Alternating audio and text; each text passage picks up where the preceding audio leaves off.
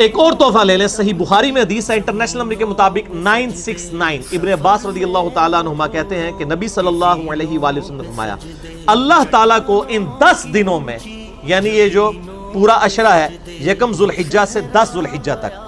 ان 10 دنوں میں کیے گئے اعمال سے بڑھ کر کوئی عمل نہیں ہے۔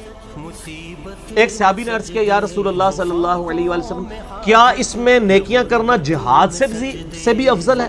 تو آپ صلی اللہ علیہ وآلہ وسلم نے فرمایا ہاں، اللہ کی راہ میں جہاد کرنے سے بھی افضل ہے، سوائے اس شخص کے کہ جو جان اور مال لے کر اللہ کے حضور جہاد کے لیے گیا اور وہ زندہ سلامت واپس نہ آیا، نہ اس کی جان واپس آئی، نہ مال، سب کچھ ہی لٹ گیا، صرف وہ شخص فضیلت میں آگے سے بڑھے گا۔ صرف جہاد کرنے والا بھی ان 10 دنوں میں نیکیاں کرنے والے سے بڑھ نہیں سکتا۔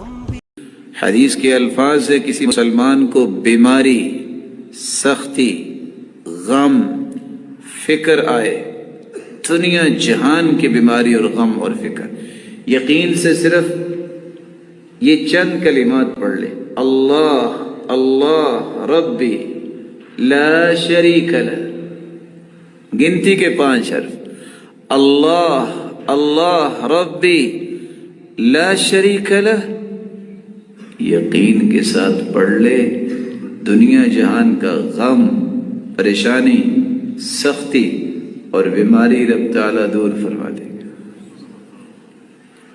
ذکر میں اللہ نے بڑی طاقت رکھی، زندگی کے تجربات ہوتے، ہم نے بھی تجربہ کیا ہے۔ اللہ کی قسم، جو اللہ نے نماز اور ذکر اور قرآن کی تلاوت میں طاقت رکھی ہے، دنیا کی کسی چیز میں کوئی طاقت نہیں۔